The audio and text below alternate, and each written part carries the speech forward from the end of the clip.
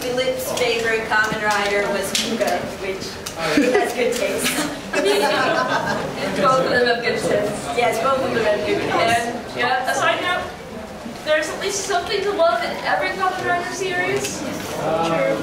So, yes, I know your mileage is going to vary greatly. Yes. Yep, Again, opinion warning. We are going to like shows that you hate and hate shows that you like. Sweet. Welcome discussion, but please be polite about it, be reasonable about it. We'll try to do the same, and we'll all just have a good time. Yes. We do not ride with Heisei Riders. Oh. Shots fired. Them's fighting words. Interviews with some of the old show riders. Yes.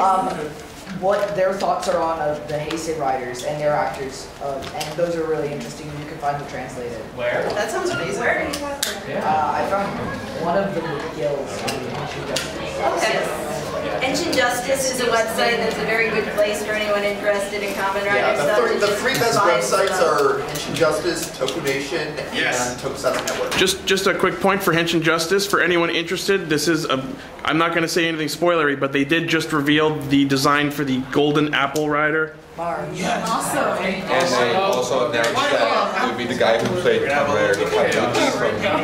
Oh, cool. Shall we? I didn't read that far in. All No, right. his name is more. All right, guys, we're going to start with Kuga here. Kuga was the very first of the Heisei Riders. It is my favorite. I love many of the Heisei Riders, but I adore Kuga so much. And basically it was supposed to revitalize the franchise on a shoestring budget, and it did it. It did it spectacularly. They decided to go with a police detective and this wandering dreamer have to team up to save the world from this ancient evil that has been unleashed by archaeology. It's always archaeology's fault. Archaeology, Do not open that tube! It says do not open it. Really lampshade that in Kuga in the first episode. One of the characters is translating all the text that they found on the tomb, and Godai, the Kuga, is like, what does it say? Is it a warning or a curse? And she's like, it's not a curse. There's no curses on. And then she's translating and she's like, why is it saying that? What was that? Warning. Well, it's because she translates that, he gets his forms. The excavation site says, don't open that. Too late. They try. Whoops. What did I just say? I said don't open. Themes. Definition of humanity. Godai is another character. He actually merges with the Kuga belt and he becomes steadily less human as the series progresses. Yeah, but his physical body. How do you maintain your humanity and your sense of self when you are being changed, when you are being forced into this position of having to fight because there's these monsters that are killing people? The definition of a hero, the power of community. If you want to see good people doing good things, Kuga is the show for you. The Grongi are doing horrific things. Tokyo is having people murdered left and right. As you get into the series, further into the series, they'll start talking about how the last Grongi that we actually didn't see killed thousands. And you've got this amazing group of people pulled together by Godai and Ichijo who are just good people putting everything they can into fighting this bizarre, horrifying, terrifying force that's going against them. And you've got this network of scientists trying to develop weapons that can injure these immortal beings. You have the police who are trying to find a way to make sure these weapons get out to the shows on the streets when they do start to make things.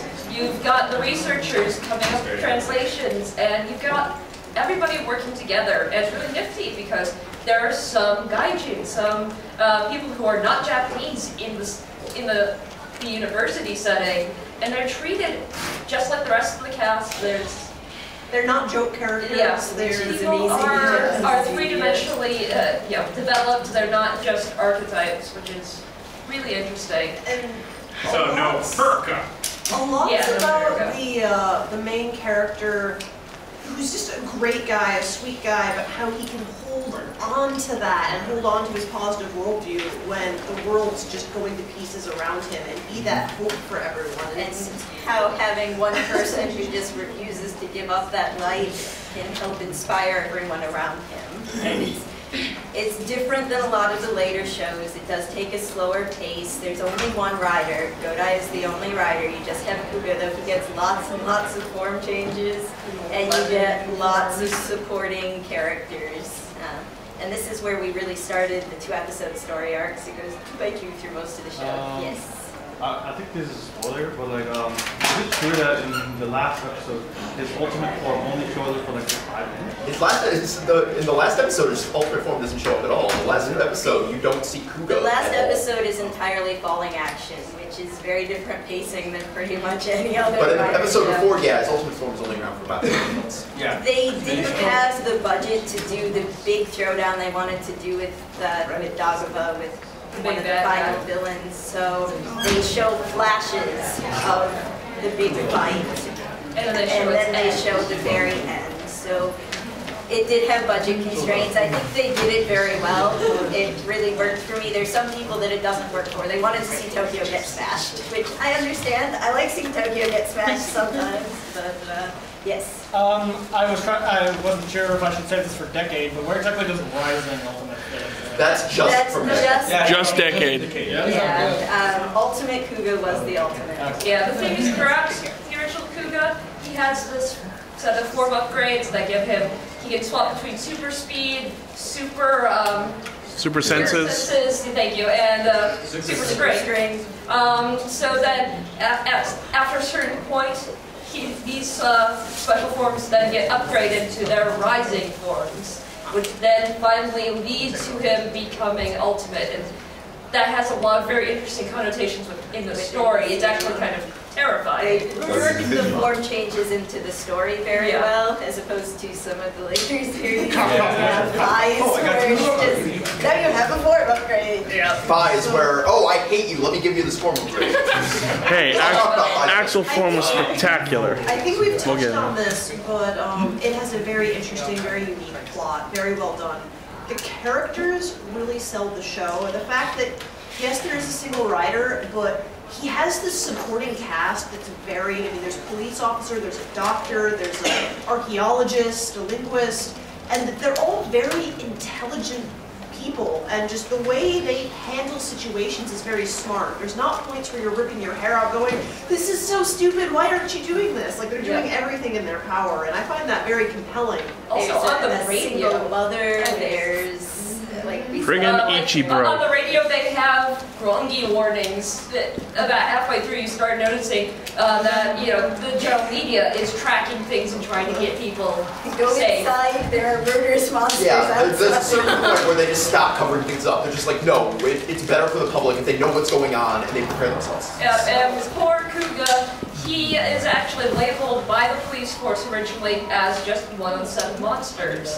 Ouch. Yeah, number 4. Number four. Yep, he's number 4, and then his other forms end up in the numbering system too. Yeah, he's both number 2 and number 4. And then later on they almost make him other ones, and then Ichigo's just like, no, that's the same guy, don't worry. Don't worry. Yep, and the police have this interesting kind of don't ask, don't tell policy between You don't want to know who Kuga is, because then other people who aren't as good as us might do bad things with that. So Ichigo, you handle the Kuga stuff and just let those who need to Ichibro is the greatest ever. Exactly shy about his identity anyway. No, he's he not. doesn't try to hide If it. Ichigo didn't hide Godai's identity, everyone would know. Because he would just tell them.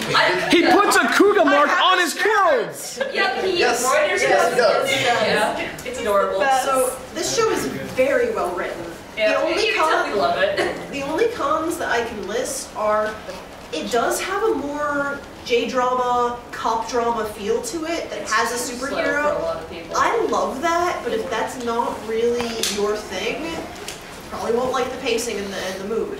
Also, since it was them trying to revitalize the series, it was done on a shoestring budget. You can see the zippers on the monsters at the beginning. It's really crude. The special effects are worse than in Black and Black RX for the most part when it starts. But if you guys don't mind, I'm going to move on since I have a lot of ground to cover. One last point, and this is what sold me on Kuga originally. It's not a plot spoiler, but one of his forms has an ability that causes a nuclear explosion in the middle of a city. That is what sold me on Kuga. Just in the middle of the city. They clear the city block, so it's okay. It's terrifying. Yeah. Okay. It's a more Again, we're gonna have to kind of go through this quick. Alright. So the next show is Agito.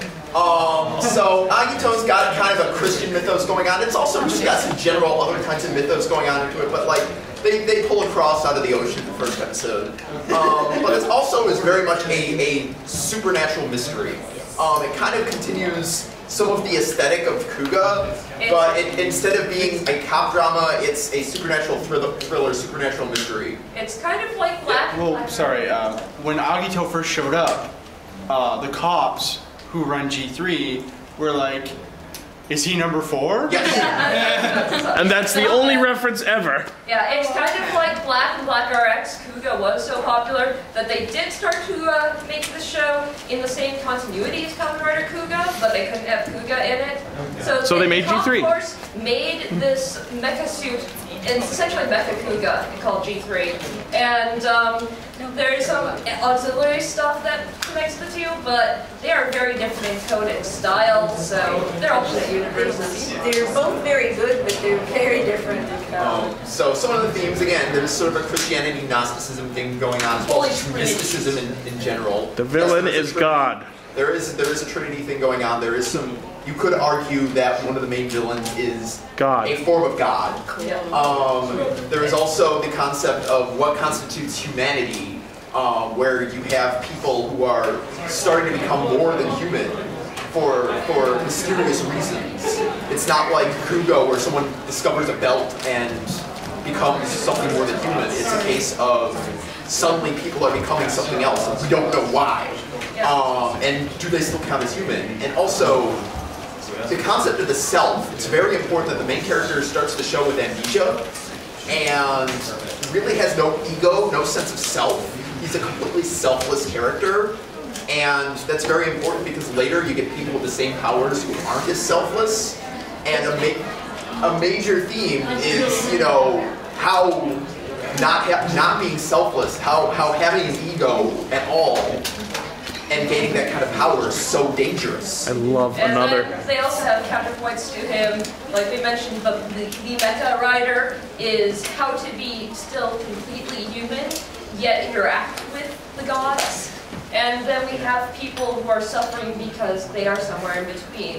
The costume I'm doing is Kamen Rider Gills from this series, and he is the incomplete. Yes. Best It's character. written by the same guy as Fai's the second half of Hibiki, which we'll talk about Hibiki later, and Iba, Toshiki Inoue. Toshiki Inoue, this is his best. Like Toshiki Inoue, when he's good, he's good. Like, I have problems with the show, but it's still one of my favorites. It's just, we'll talk about Inoue later and what happens. I don't like him afterward.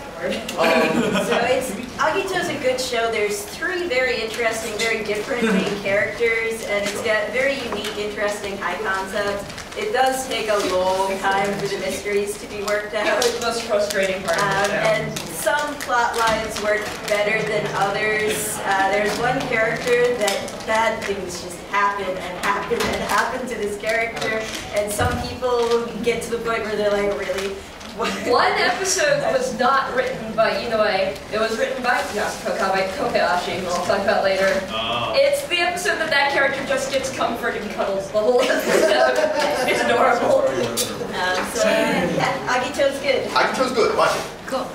Sorry, just one a quick point about Agito. What sold me for that show was that series has the most brutal way that monsters kill humans. If you want to see really bizarre deaths, that show. Monsters are definitely very surreal. They have to do things in the most impossible ways. They kill people by merging them with objects. Like drowning them in midair. Drowning them in midair, making them teleport to 10,000 feet up and fall. Yeah. There you go. Good show. Good show. And now another good show, despite what some people may. Quotations. Yeah. Different entities. And again, let's talk. First, we will take some discussion, but we also are limited time. Okay, so Ryuki.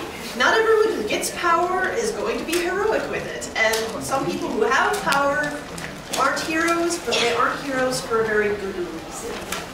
This is a show that really helped define the early Heisei era. Some of the themes are, again, definition of a hero. You have 13 riders. Not all of them are heroes, and a lot of them, even the ones that you come to understand, they're not really heroes either. Not the way you think of, the selfless, I'm going to protect you sort of way. And that's a big theme too, is selfishness versus selflessness. Trying to help someone versus trying to do something that helps yourself, and where can you draw the lines? And I'm actually going to jump a point here to the relativity of morality.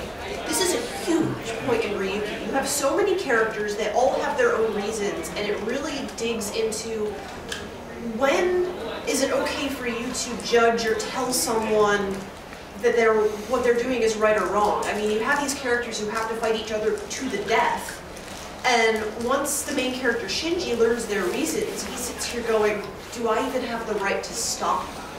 And it really digs into some heavy ethical material. It's very fascinating and very heart-wrenching. It does take some time to really get rolling. And again, what do you do when there's no easy answer? And also it plays with the idea of family, the family you're born with, and also the family that you make as you grow up and meet people, and you create a little community around yourself. An interesting quirk, again, is that it has a lot of riders, and not all of them are rider as really gets redefined in the Neo Heisei as being that pinnacle of being a hero. Here, rider just means someone who has a belt.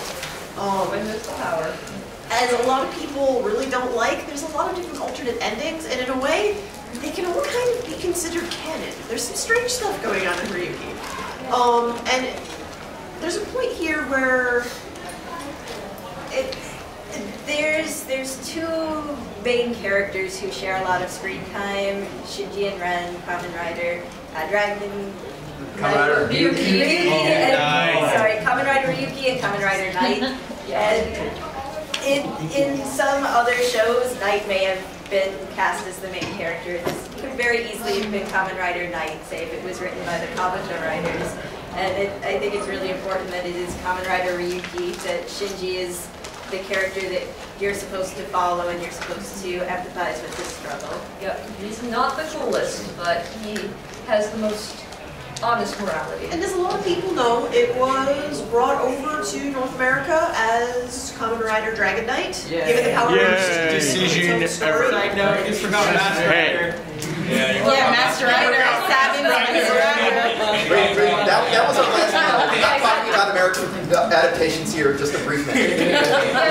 But yeah, Dragon Knight is interesting because it's completely its own unique being, and it did get re-imported in Japan as Dragon Knight with a Japanese dub, and did even better than the original remake. and included a lot of Ryuki actors as the cast. Hate to love it. Yeah. No, actually, I love it, and we all love it. I understand why people don't like it. It's a very different Rider show, and there's some arcs that probably could have been cut out and probably should have been cut out, but I really like a lot of what Ryuki does. Again, I understand why it frustrates some people, but also, random mention, the guy writing Kamen Rider Gaim, Ryuki was his favorite Kamen Rider. Yes. Yeah. And it shows. And he's worked with this writer from the past. Ryuki's very different in its plot. It's got a huge variety of characters. There's generally Kamen Rider Highlander. that you'll like. There's also a lot of characters that are fun to hate.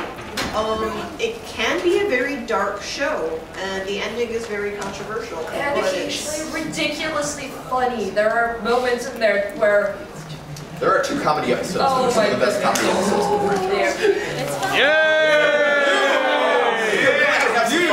I like it at the same time. Okay. So, Fies, open your eyes. rise for the next 5. Rise for the next 5. The dead are coming back to life with superpowers. They'd like the rest of the world to join them as superpowered zombies. Soap opera antics ensue. Depending on your level of tolerance for love triangles and communication errors as plot points, this show can either be really, really fun, or it can really drive you bonkers. Actually, I enjoyed the way they connected the characters without the characters realizing they were connected. That was fun up until a point. It was fun up until people started doing stupid things because they couldn't talk to each other. Again, my favorite Rider show is Kuga. I like people acting like adults, and there's a reason the Five guys don't act like adults. This is a very young cast. These guys were supposed to be in the 16 to 19 age range, and they act like it. They act like teenagers. Yeah, the lead character, Takumi's actor, was actually 16. Yeah, Takumi's actor actually doesn't look 16, like it, but it blew my mind when I found out that he was 16. The whole Keitaro Yuka thing was frustrating, but Kiba and Kaido made that show. I love them more than any of the other characters. Kiba was awesome until the ending. No, what he did at the end just sold the entire show for me. I hate everything that happens to Kiba at the end. It's something that works much better in the I movie. really like how they did it in the movie. I really don't like how they did it in the Yeah, when they gave Kiba his own powers. Well, yeah, but more importantly, what I don't like about what happens to Kiba in the ending is he builds up this morality, this ideology for himself, and then despite all the terrible things that happen, he holds on to that, and then he completely throws it out the window over something that should not be uncommon for him at this point, and he never listens to anybody else about it. And to be fair, Takumi doesn't really talk to him about it. Takumi never sits him down and just says, hey, listen, look at what you're doing, it's stupid. He just says, why are you doing this? And Kiba says, because I hate the humans. And Takumi says, whatever, and walks away. And it's just like, sit down and talk to each other. Again, if communications failures bother you, the show's going to bother you. If you like that, or if it's something that doesn't bother you, there's a lot of interesting things in ties. Yes. Slight point of controversy a little bit. Kaiksa, love him, hate him. I think we can all agree we all hate Kusaka. There are people who really like Kusaka out there. He was actually an extremely popular character. Let's put it this way. Kaiser was great at the end of the show, if you know what I mean. Yeah, no, when you say you like what Kiba did there, I agree. I just wish it was done better, because they portrayed Kaiser as a hero in that scene. And I was just like, no, he doesn't deserve that. Well, let's put it this way. I hated Kusaka so much that what happened, I'm like, you are at the top now. I like it much better in the movie, when it's completely just underwhelming, and he deserves it. Kusaka's a character who literally will not give water to a dying person, and he's supposed to be one of the heroes we're rooting for. He's also kind of rapey. He's an asshole, and he raped the female protagonist a few times. He's proto-Michi. The writer has written tie-in novels where he does I hate them. the female protagonist. I really like the first 40 episodes. First 40 episodes, I kind of like them. and the movie is one of my favorites. spectacular. The movie is one of my favorites. And all of the action is gorgeous. I cannot. One of the best things about this series is this is the first time that it's a trope that becomes popular later on. This is the first time that belts start changing hands a lot. Yes. And that's one of the good things about this series. Yes. It's just that moment of, oh no, he picked up the belt. Some people really don't like that, but I don't mind that. I love it. I love it. One thing is a series that does very much balance the heroes and the villains. You follow both groups very closely. You've got protagonists in both the heroes and the villain groups, and they're all very understandable. Some really interesting things, as you can probably tell. It also did some things that really bothered us. I love the original big villain for the show too. Murakami was the best. Yeah. He's the best. And then he became a head in a jar. For the Arthronaut. He doesn't want to save the world for the humans, though. And also, he plays his own evil music in his office. Yup. Yup. And yes, he's the best road. Yay! Okay, good. We have something we all agree on. Yay! There was a Heisei-related question? Yeah, this guy. No, it's like in the four-leaf clover, that guy that seemed like a badass and was able to use powers outside of transforming. Then like he has a badass depreciation, but like pretty much by the end. Are you talking about No, the centipede. Right, his Takuma. In the Lucky Clover. Takuma. Yeah, I was like, Yeah. But now let's talk about a show that apparently most people like, which is good. Yay! I love Blade. This is one of my favorites, I will admit. Kamen Rider, Pokemon, Yu-Gi-Oh. The premise is that there were 52 master species on the planet way back in time. Yes. And each Oh my one God, yes. Each one had a champion that was fighting for them. So there was this huge war called the Battle Fight. Battle Royale. It was the Battle Fight. Oh, right. Right. That's not redundant at all. The champion who won would decide the species that would then rule the Earth. So again, each champion was of a species and represented that species. So back in time, the one that represented the humans won, which is why humans are around today. But these champions can't die. They can only be sealed away Cardcaptor Sakura style. Yup. The story of Blade is about them all getting unsealed and the battle fight starting again. And it's really fascinating because it has that whole mythology behind it. And it brings in just a lot of the tone of like really classic Kamen Rider. Some of the themes are trust. It can be kind of frustrating, but one of the Oh God, early game Tachibana. the main characters he always trusts the wrong person right up until the end. Like Takatora. Yes, very much. Another huge theme is fate and destiny. Are we destined to our course? Do we just have to accept our doom? Or can we go punch God in the face? Like Agito. Kamen Rider punches God in the face. Like Agito. There would be a god, but there's Kamen Rider. A lot of the definition of being a hero, at the start of the series, the main character, being the Kamen Rider and the hero is actually his occupation. It's his job. He gets paid to be a Kamen Rider. And so there's a lot of playing with what does it really mean to be a hero, and also what does it mean to be human. One of the riders is not human at all, and never was, and yet he's getting this affiliation with humanity, and it's really fascinating, at least I think, to see characters like that. He's adopted by a family where it's a single mother and child, and it's adorable.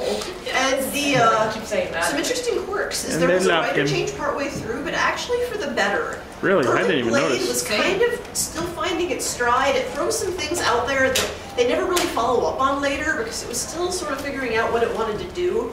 But by the second half of the series, it's got it figured out. It's got it hammered down. And I love that there's such a wide variation in the monsters' motivations. The monsters aren't all like, I want to kill all of the people. Some, like, there's one that just wants to be left alone on his pool chair. He is awesome. Shima is Just awesome. there for the rest of eternity. And everyone has to bring it. Not all of the monsters are enemies either. So it has this really interesting variation. And even a spider can be a good guy. The main character's actor was so bad at his diction that the Japanese audience could not understand him at the start of the series, and it actually became a viral meme in the Japanese fan community. We'll find new videos This guy even cannot today. Go into YouTube and type in Uzoda Zone. Bad Blade's dialogue is because it can't. Blade's dialogue is because he just can't enunciate properly. He's known as the Prince of Bundle because he tries to say, ask somebody if they are a traitor. And it comes out like So And they didn't understand what he was saying, so they decided he was speaking an alien language and he was the Prince of Abdul. Blade has great characters. It really engages well with its themes, and the overarching plot is really fascinating. Some of the cons, though, is, again, some of the character arcs are repetitive, like Tachibana. Let's put it this way. I'm glad the Emoness got done in only 13 episodes. And then, like I said, there's some things from early in the series that they never really revisit or explain. It was just sort of their testing ground. Like, why is he on fire? It just happens. Yay!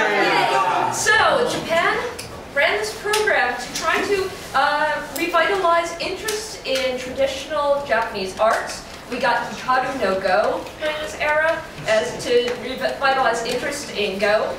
In this case, we were trying to revitalize interest in taiko, or traditional Japanese drumming. This was not originally going to be a Kamen Rider series, but Toei felt like they only had budget to do one thing. So we've got this set of riders called Oni, who have to defeat these amazing supernatural monsters. Many of them are very traditional Japanese monsters, but you can only defeat these spirit beasts using sound and pure sound. So our heroes wield a drum, a trumpet, and a guitar, and it's awesome. Electric guitar! So he's got thunder powers. And then he jams out. Is not a Kamen Rider. He's a high school student who meets Hibiki, the main Kamen Rider, and Hibiki's actually in his 30s. He's an older rider. Yeah. And he just sort of, Hibiki becomes this child's mentor. So we're really following Asumu, the kid around, and seeing his reactions to this world of Kamen Riders. He's also, and his interactions with his mentor. And he's in high school trying to make decisions about the rest of his life. And, or was he just about to go into high school? No, it's him about to enter high school because he talks about Jonan. Enter high school, but it goes through his high school career. Yeah, and it also moves from him being kind of out of the world and out of touch. There are some really weird moments where we go into a musical almost in the first episode because it's him with his mind wandering in 10. I love that song. Like, I have that sequence on my friggin' iPod. Yeah, so for some people that's really off-putting. It doesn't work for me. Yeah, it's a very different series for the first 29 episodes. It's very quiet. It's very much the themes are what does it mean to grow up, and how do you mature? How do you find your way in life? You've got a lot of nature versus mankind because you have these spirits of nature that are killing and eating people, and these Oni who are defending people from it. And there is a secret organization, not of villains, but of the Kamen Riders, of the heroes. Talking and they shit. are the nicest and like the best run secret organization I have ever seen. I want to That record keeping. They talk to each other, they care about each other, they're this wonderful network that actually just functions really well. If monsters are going to invade the world, I hope that they're there. Well, there's supposedly over 120 Oni active during the series. And we don't see them all. They even had suits for at least 3 more of the Oni that didn't actually make it into the show, but were those there for the video game? Yeah, right around episode 29, Toei realized that they were basically hemorrhaging money with Hibiki. It was not appealing to the toy buying demographic that they wanted. So they changed the writer. They changed the entire production They staff. changed the entire production staff. And gave us Baby Zeranos. And it shows. Yeah, they It shows introduced very badly. a new. They kind of wanted him to be a lead character, but they also wanted him to be a foil for the lead character. So he's a very abrasive. Well, he's kind of cartoonish. He's Zeranos. He had, well, No, we don't like Zeranos. I like He's Zeranos. well, yeah, he's mentioning this actor then plays another character later on in the franchise. But this case, this character was brought in, and he is the antithesis of the universe up to this point. He is very cartoonish. And in my humble opinion, the second half of the series is awful. Especially if you liked the first half. They take everything that was good about the first half and just rip it to shreds. Yeah, kind of. Talking to each other and get mixed up in these weird love triangles at one point. The tone is all different. The characterization is all different. You can tell the actors hate it. At one point, Hibiki's actor, while saying a line that you could tell he doesn't agree with his character saying, just starts shaking his head, no, while he's saying it. The actor has refused to work with Toei ever since because of that.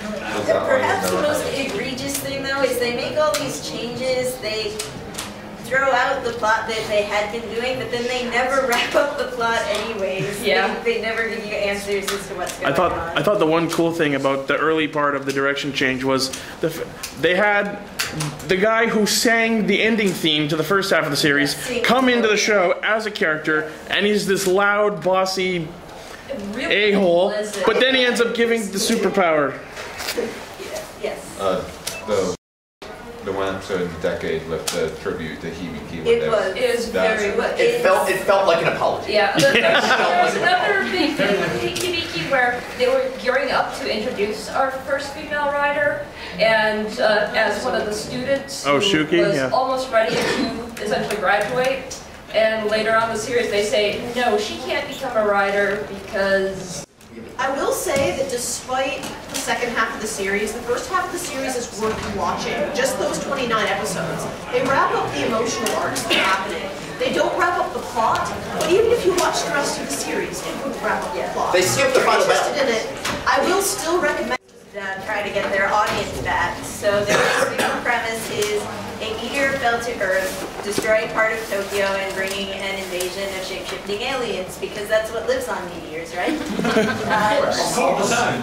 And then the themes that they play with are who should and who shouldn't be considered human, and can you always trust the people who say they're going to save you?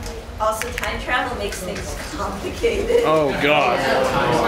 Oh, yes. Yes. The movie explains everything. Yes, the movie is fantastic. I really like it. So, an anniversary show very much deals with what makes a hero, and also with family and who gets to be in your family and what defines family. Is it who you've been with? Is it genetics? Is it the people you find are important to you, or do you have to be human to be part of a human family?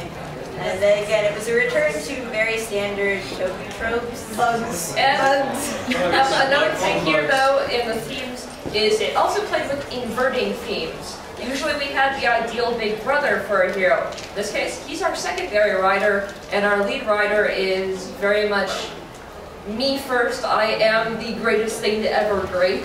To be fair, he backs up every claim he makes. Yes, he does. He's also a terrible person. Yeah, this is one of those things where your mileage may vary. I loved his characterization in the movie. I am very frustrated with what they did with him in the series for some parts. I really like Kagami. Tendo drives me crazy. A lot of people argue it should be Kamen Rider Attack. I think to fit with the rest of the series naming conventions, it should have been Kamen Rider Attack, but the series loved Tendo, even when Tendo was murdering people, so that's the reason why. Also, these two are the best characters. These guys. That happy birthday song. I'm sorry. There's something odd about Kabuto is it has lots and lots and lots of different riders, and not all of them talk to each other very often.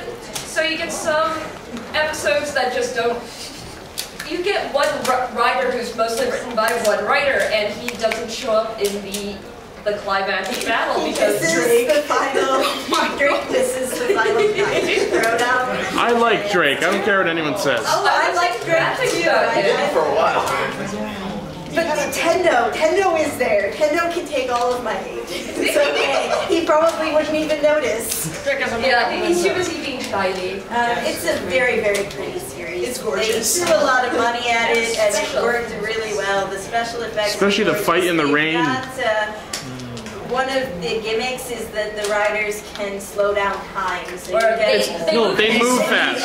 Yeah, they move super slow. So and then they fight in the rain, and it's awesome. They fight in the rain, they fight with things falling. It's really, really, really pretty. And it's got some really interesting storylines, some fun characters. There is a wide variety of characters. You'll probably find someone that you like. If you don't like Tendo, you will probably like Kagami or Drake or... I love Tsurugi. He's the man who will stand at the top of waiting in line. And he will eat ramen. This amazing French cuisine. Misakin! Instant ramen. The cons for Kagami! They put in a lot of interesting ideas. They didn't always follow through on that. Yeah, there are lots of hanging plot threads. You can knit a sweater out of them. And a lot of them are really fun. And I would wear that sweater. Again, the movie brings in the time travel, makes a lot of that make sense, but within the series, there are some upgrades that are just tossed at him. Takes some time travel. Also, did anyone who watched the movie notice that a big part of its soundtrack is the song God Bless America? Yeah. Like, very sad scene. I'm close to crying. It's like...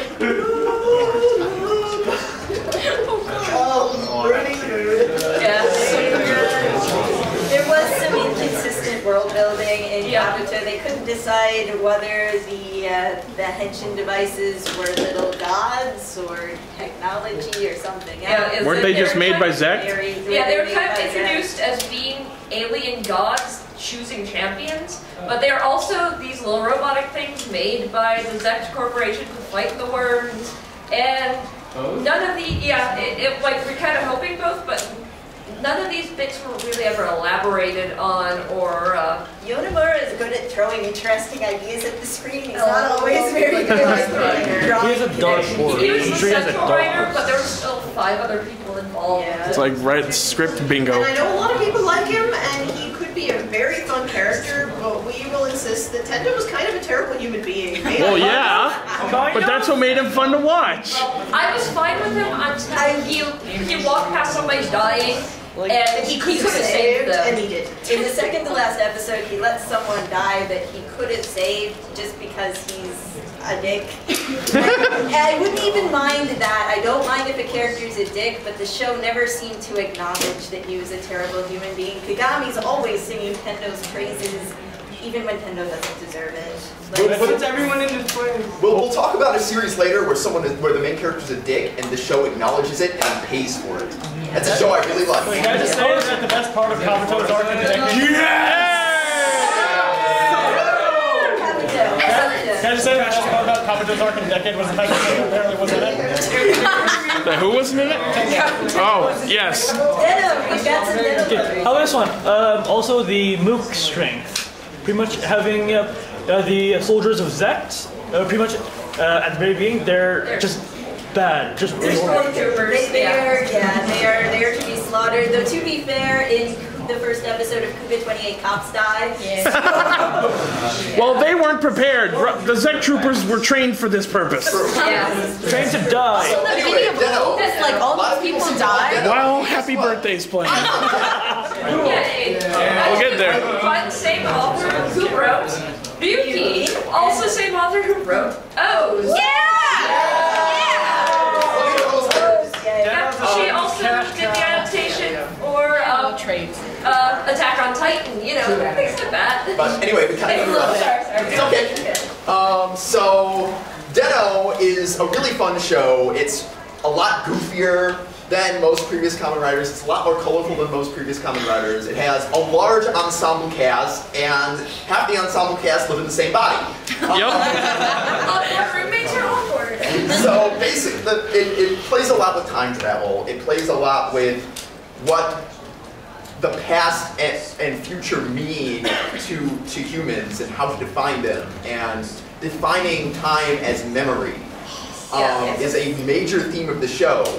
And it's brilliantly done.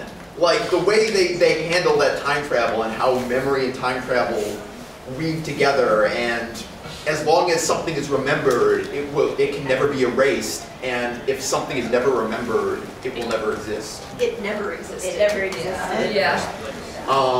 It's another major theme is coming of age. The main character starts off as, kind of a very passive, kind of wimpy guy, and when he grows up, he doesn't become like a big tough guy, but he becomes confident in himself. He knows that he can handle situations even if they're dangerous, and he's not a good fighter. He's never a good fighter, but he's not even after liner form. One of the things I really like in the themes is that strength isn't necessarily physical strength or aggression. Strength can be just sheer force of will and resolve. And kindness. And family is a massive, massive theme in the show. The relationship between the main character and his sister and another character. Wait, there was another character in that show? The one who got changed. Wait.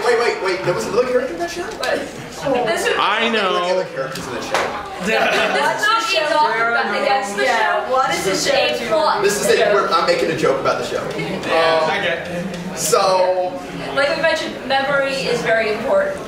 The main character is possessed by monsters in order to fight. There are monsters who end up being good guys, along with the monsters who are bad guys. And they end up possessing his body and helping him fight because he's not a fighter. And these guys are really quirky and wacky. Some people hate the show for it. I think that they've got enough force and personality to make the show wonderful. Yeah, in the show they have full characterization. Yeah, in the show they're actually characters and they get to grow and have their own plot arcs. This show was amazingly successful. This has been Toei's cash cow for the last 8 years, and they have pretty much poured out the monster characters to the point where even people who like them Imagine have their own anime. show up now. So, but they're actually really interesting in the And show. one of the actors for the main characters had to leave partway through. I believe it was a family emergency. So she gets replaced by a different actress, and they come up with a plot point for it, but some people are bothered by that. It's a thing that happens. Good things about the show, as I said, great characters, great character growth and development. The main character and the Imagine all grow a lot for the show. And the lead actor is incredible. Like he plays all of the different personalities, and it's so good. And they have different voice acting for when we've got monsters in their monster suits. Separate, but when they're possessing him... well, at least at first. Yeah, the first few episodes... He does the voice. He did the voice, but he manages the mannerisms perfectly. Later on they start to do voiceovers, but he still manages to sell it by acting. So it also has a very consistent treatment of its themes. It never backs down on what the show is supposed to be about, and it's got a really interesting and unique plot. Also, I mean, your mileage may vary, but I thought the humor was great. It's got great timing. This show made me laugh my butt off and then start crying 5 minutes later. So I think it was reverse order. See, I was trying. No, it went back and forth. I was thinking another episode. Some problems are the plot is not as tight as it could be. The overarching plot doesn't really come into play until later in the show, and it could be better explained. It's very wacky. You don't like that. This isn't your show. If zany comedy bothers you, you are going to want to stab the TV screen. The fight choreography is kind of weak in my opinion. It's not the best. Yeah. There's a lot of just waving your sword at the bad guy rather than... And like we said, the post-series content really starts to happen. What you just said has to do with my comment. My one problem with Deno is that it should have been called Kamen Rider Zeranos for plot reasons. Deno was just there to swing his sword and fight monsters. Kamen Rider who? The plot was about Zeranos. I don't know if I'd agree with that though, because we're helping. Ryotaro? Thank you. Ryotaro actually has a very consistent and complicated story arc. I adore Yuto. I would love it even if it was Kamen Rider Zeranos, but Ryotaro is very much a hero, and again, he's not an aggressive hero, but he is a hero, and he does get his complete... Okay, let's get this next one over with. Hey, I like Kiva. Sorry. I want to say here, I love the concept. The costumes are amazing. Yes. I find some things wibbledy. As a woman, I find it very condescending. It's kind of sexist. You're correct. I rescind that. Otoya, best character in the show. Spider Fangire is the best character in the show. Oh, Yes. yes. I still vote Otoya, but close second. So basic premise is a very gothic tone. You have stained glass vampires, absolutely gorgeous design. A lot of focus They did it better than Twilight. A lot of focus on Not hard. a lot of focus on music, especially on the violin. A lot to do with like heritage, and you have a character who's very afraid of people to start with, and he's just got to learn how to manage all the little elements that come into his life and find his own identity. I'm actually kind of curious, Wataru, in terms of opinions, like, in terms of like his, he's been called a wimp, but I'm just like wondering, yes, no, My problem with Wataru isn't that he's a passive character. Again, I love Ryotaro. That's not my problem with him. My problem with him is his character goes from highs to lows like that. Unbelievable. Yes. He's not believable. He'll go through this arc where he's going through this period of self-loathing, and then at the end of it, he just becomes like this royal asshole, and there's no explanation for it. And also, he goes through this love triangle, and everyone comes out worse. Like, oh my god! It makes him look really bad. Also, the writer reuses a few plot ideas that he had used with main characters in both Agito and in Fives. And he did them better before, so it's kind of painful to see him reuse literally the same plot. I watched Kiva first, so maybe that's just me. That might help. Yep. There's actually a blog explaining like all the similarities between all the series with the writing. Same guy. And I mean, in terms of the love triangle, it's basically just like if everybody sat down and talked about what was going on, it would be over. It would be over immediately. But I mean, they knowingly not talk to each other, and the two people, like, it makes the genocidal dick come out as the best person in the relationship because at least he's oblivious. At least he doesn't know he's being a terrible person. At least he doesn't, like, the other two are actively, like, the whole time Neo knows that she's engaged to this guy and she never tells Wataru. And then as soon as Wataru finds out, he never says, wait a second, why didn't you tell me and should I tell him? Yeah, so in the interest of getting to the Heisei, there are some really interesting things in Kiba. It's got two storylines separated in time, the parents and then the children. The parent storyline in the 80s where they failed to kill the villains so that they can show up again. Although the first appearance of Second Rider, they succeed. They do, they do. And it is there badass. There are female riders very briefly, and in my... It's built up for so long. It is built up for so long, and then they give away the henshin technology. Well, the thing is, they're allowed to henshin once, and then one of them immediately afterward gives up being a vampire hunter, gets married, has a family, and just falls off the face of the earth. The other one, yeah, she stops doing much too, and then gets married to one of the other characters. Yeah. It's a really interesting premise. I love the visual aesthetic. I really liked the back and forth in time, seeing what happened with the parents and with the children. And there's some really funny moments, like the new werewolf crying in the bathroom. Yup. Or, no, the group date. That's the best. But the characters are very inconsistent. Both what we mentioned with Wataru and also with Nago, it just seemed like his character and his motivations varied a lot from episode to episode. And there seemed to be a lot of things that happened where characters took actions just for plot convenience rather than for actual characterization, and I think that really hurt it. The romance aspect was done in just a way that I found very painful. It doesn't handle romance in a way that I find palatable. At least he hasn't been talking to me. Oh, here we go. So next big fight. Decade's one of my favorite shows. I love Decade. This show literally shot itself in the face right at the end. It was very in character to the end. You could say the show decayed. So Decade was the 10th anniversary of the Heisei series. It was written as a love letter to the rest of the franchise. Yeah, scribbled in messy ink. It wasn't always the best love letter, but it was a love letter.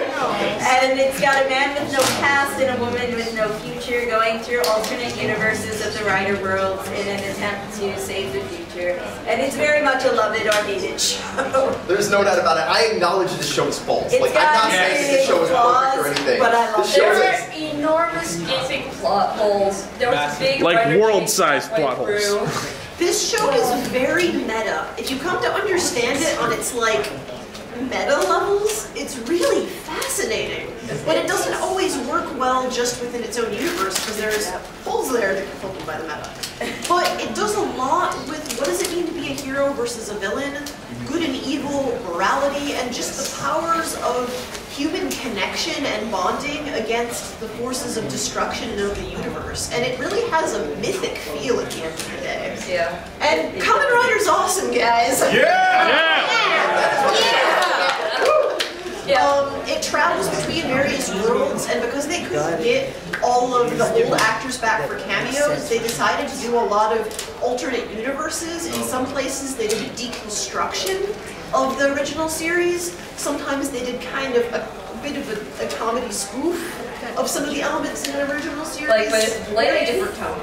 While we're on the subject, Kuga, Decade or original? I love both of them. I really do. I see Onodera as a younger, much lonelier version of Godai. He doesn't have his sister. He doesn't have Sakurako. He's been given the power of Kuga way before he was supposed to get it, and he does the best he can. So I see him as a younger, much lonelier. The best part was the team up with Momo. Yeah, Kuga is the secondary rider for this show, but he acts kind of like a Jiminy Cricket, or a, the lead character is kind of like Tendo. He's very full of himself. He's very amoral. And he just doesn't quite get why. Tsukasa is not a good person, but at least he comes to realize that. And Suga keeps him on the leash. Tsukasa's fascinating because he's a jerk.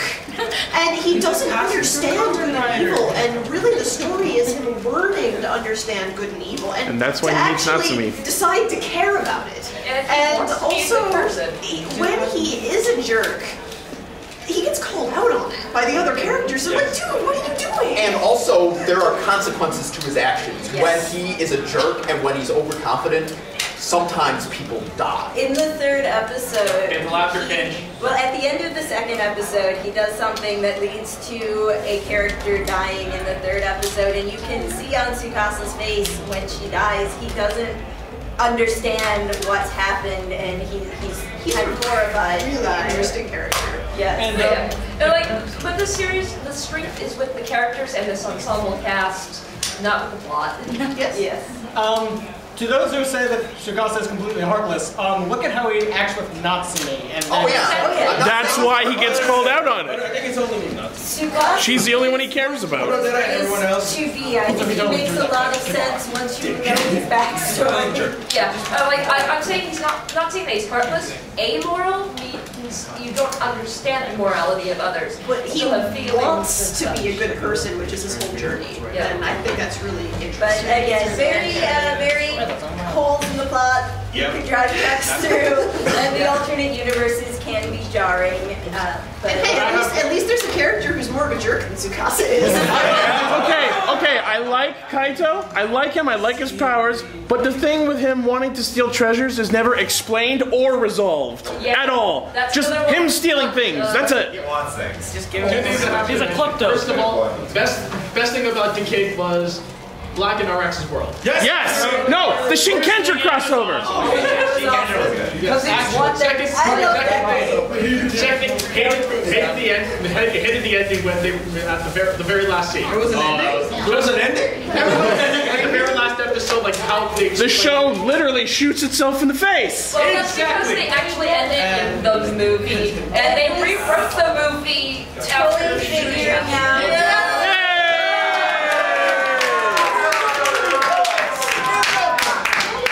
The start of the Neo Heisei era. So double after decade, they had their love letter to the franchise. They wanted to kind of reinvent things again, and they decided they were going to do a noir detective story with two characters who become one Kamen Rider, and this was the start of the Neo Heisei era. It's pretty awesome. We have good memories of it. Second last. Cults are bad, drugs are bad. Okay. The Almighty's going to teach you all the bad things out there. Also, family is a major theme of the show. Both the family that you make and your biological family, and how sometimes your biological family isn't the healthiest. The Sonozakis are awesome. Like, our lead character is an orphan, and then there's an amnesiac who doesn't know what his family is. So it's really interesting to see their little homemade family.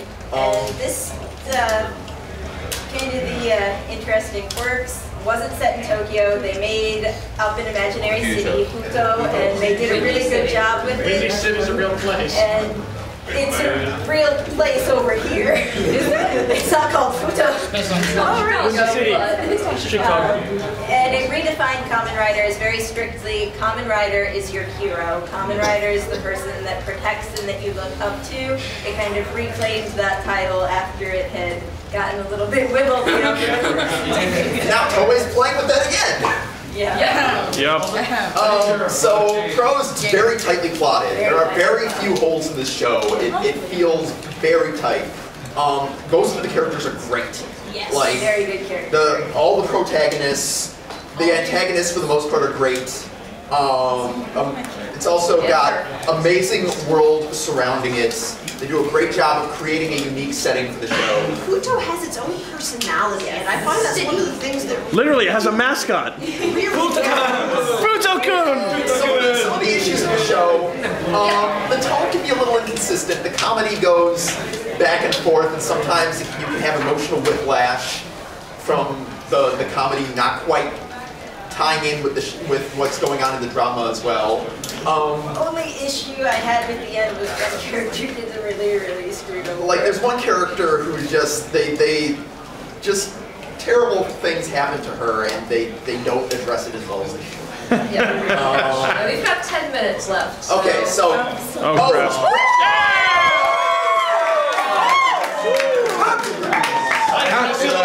Again, archaeology is bad. Archaeology is dangerous.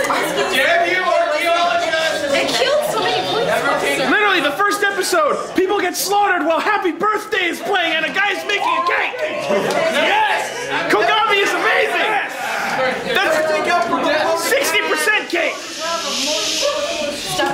Monsters that feed on human desire are resurrected, and you have this wandering hobo who decides to make a deal to become a Kamen Rider because he's got a very strong drive to protect people. It's actually set in the same world as Double, which is fun to have shows. I think it's arguable that every show after Decade is in the same world. The crossover movies do that. To see if they tie it. Yeah, Guidance will be so far. Meaning of humanity is again a very big theme. We've got some non-human characters as your protagonists. It's very interesting. The author rewrote things throughout the series based on fan mail that she was getting. A character is going to be a horrible villain. Ends up not being the horrible villain. Well, the character that was supposed to be the final boss, she was getting fan mail with medals to give to him so that he wouldn't hurt from the children. Really? That's amazing! So cute! One thing I find really interesting in the themes with O's, and you don't see this very often, is it addresses the idea of selfless sacrifice as not necessarily being a good thing. Eiji is very selfless, he sacrifices himself, and it shows how this hurts the people around him, and how usually selfishness is portrayed as bad, selflessness is portrayed as good, and this kind of turns that around and says you gotta find that middle ground. Yes. I have to add another point there. They also had an interesting point of view when it comes to desire. Yes. Because most of the time we always see desire as this, bad thing, but in here they put it into a neutral ground where it can be used to do a lot of good things, but at the same time, like what we know about our desires for bad stuff. Yeah. Life and death. Desire to continue on versus stagnation and stop it. It's really nifty. Yes. I really enjoyed O's, but I had one major problem that kind of shook me off of the plot line a little bit. They never explained Hina's strength. Thank you. She was super strong. They never explained that. I'm so mad about that. To me, it's all drugs. Gimmick. And they explained it. Oh, it was in the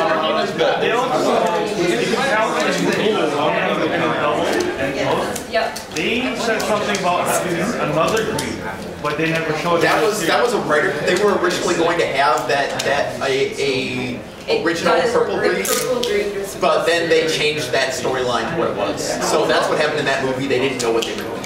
Again, this is another show, like with Blade and a lot of the other ones, that plays with the idea of humanity. What happens when monsters become more human or when humans become more monstrous? And, where is that line? Another thing that I consider a real pro of the series is the villains. I thought that the Greed were so fascinating and tragic. They're so pathetic, too. So, yeah. Yeah, well, just like what you're saying there, you feel sympathy for the Greeks because they're so pitiful. They cannot feel the desire to be humans. They just want to be complete. Just see that exactly with Bang. He gets so happy and he got popsicles. Yeah. He can taste. Yep, a big thing with the Greeds are they are incomplete beings, so they're constantly filled this need to fill that void, this greed for life. So, yeah.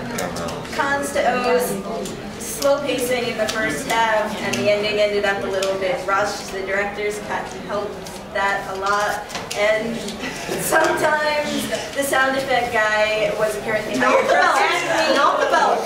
Just random sound effects in the show. No, you know what was really messed up? Love combo. Love combo was great.